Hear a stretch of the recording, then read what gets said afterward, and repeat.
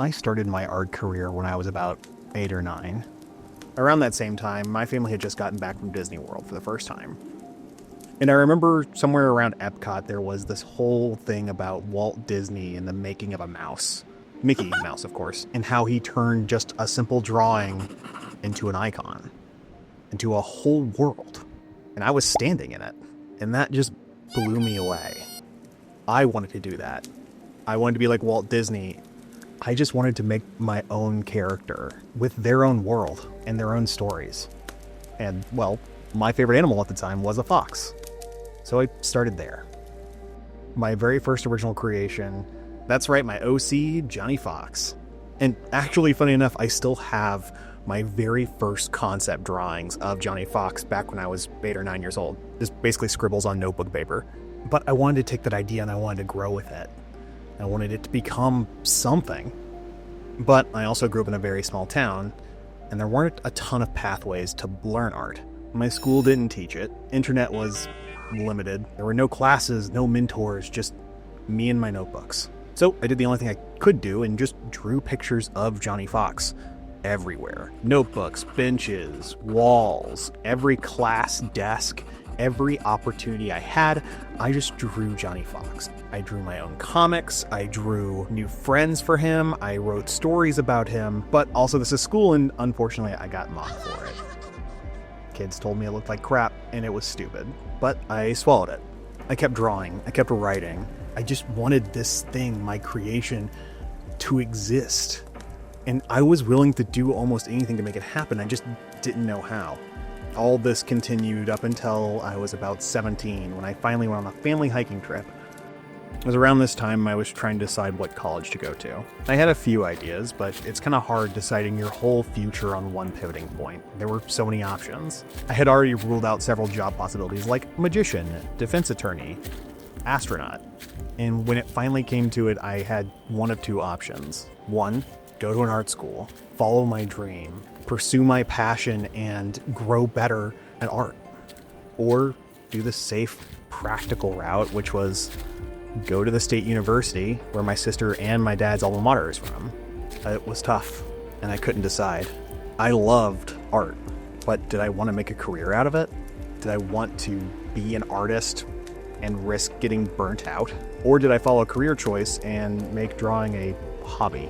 It was about this time in the hiking trip that me and my brother split off from the rest of the group. We were in some state park and we took an off-beaten trail. And we talked. He told me a story about a friend of his. Someone who went to art school, had a dream of being a digital artist for games and movies. And now he worked at a cash register at Walmart. Then he told me something I'll never forget. Get a job that makes money and let that fund your passion. It scared the absolute shit out of me. I didn't want that for me. I didn't want a dead-end job. I wanted the typical idea of success. And I know my brother was just looking out for me. He just wanted what everyone wanted, which was the best for me. So I listened. I put my passion on hold, stowed Johnny Fox away, and I climbed back down the mountain with my brother. This fear, this question of whether following your dreams is brave or reckless, and whether or not the climb is worth the cost. That is the story of Cairn. Cairn is a climbing game. At first glance, it looks like one of those games, a rage-inducing Bennett Foddy-style nightmare, but I promise you it's not. Cairn is a game about discovery, survival, and the journey, not the destination. It's difficult, and it doesn't hold your hand. But what you get in return is a clean, grounded climbing simulator. It has a striking art style, haunting music, and a story that genuinely left me speechless after its roughly 15-hour climb.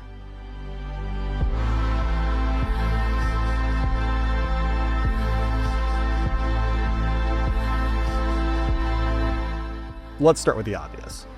You climb.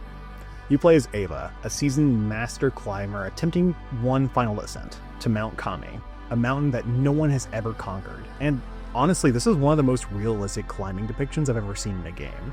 Like, sure, yeah, there's no yellow paint, and there's no climb anywhere mechanic, no stamina bar that ticks down. This is you purposely placing each limb to grab what you can. It's a whole game mechanic built around climbing, and honestly, it's super impressive. If you've ever gone rock wall climbing, you know that climbing is not just a feat of strength, but it's also kind of like a puzzle. You're trying to figure out not only where you're going to go next, but which rock you're going to climb next. You have to chart out the route in your head and make spot-on decisions while balancing your stamina and other things. And that's what you do in this game. You inspect the wall, you search for tiny holes, cracks, or imperfections that you might be able to wedge your hands or feet into. It's slow and deliberate and thoughtful.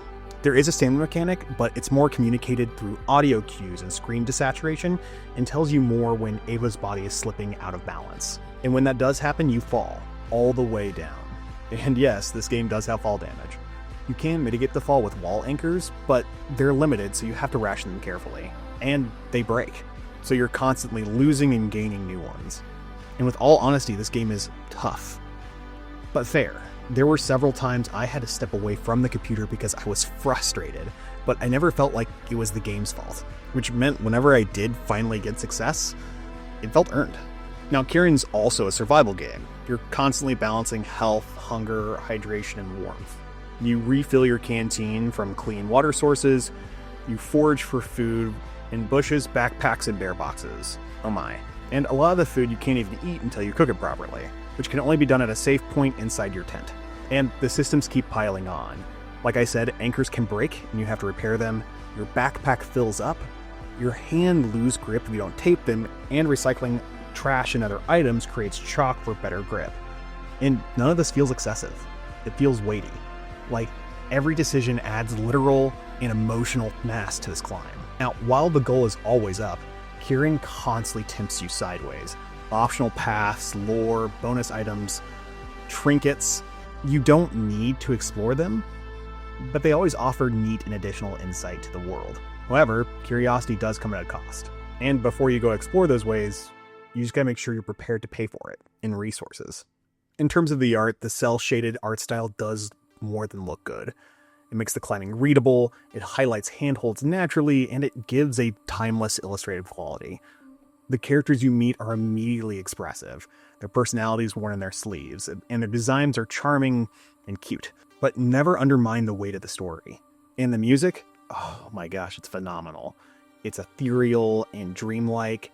Some of it's bleak and somber, while other tracks are filled with mystery and wonder. This is easily my favorite soundtrack of the year. And yes, I've already pre-ordered the vinyl that's coming out later.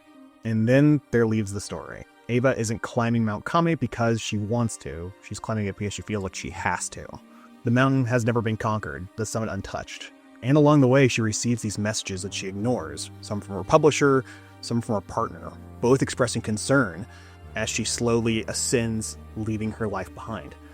Along the way, you meet another climber who sees Ava as a legend, and along the story, they lean on each other, push each other, and try to inspire each other. But the game also asks you these uncomfortable questions.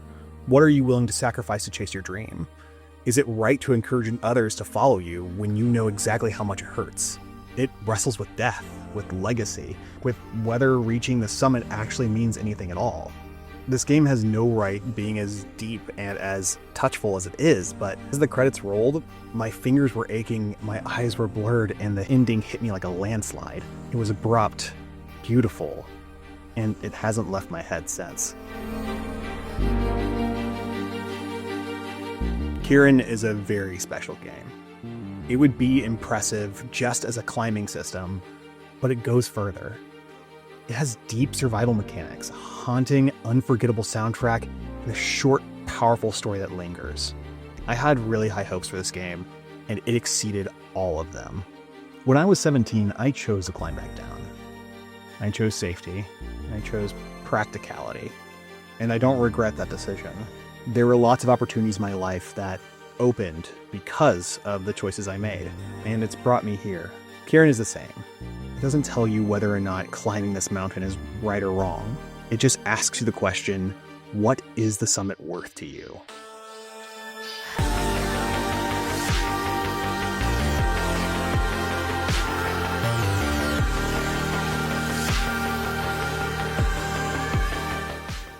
Hey, thanks for watching this review.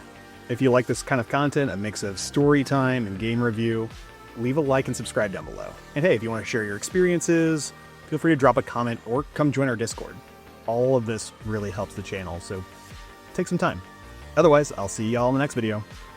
Gotta go.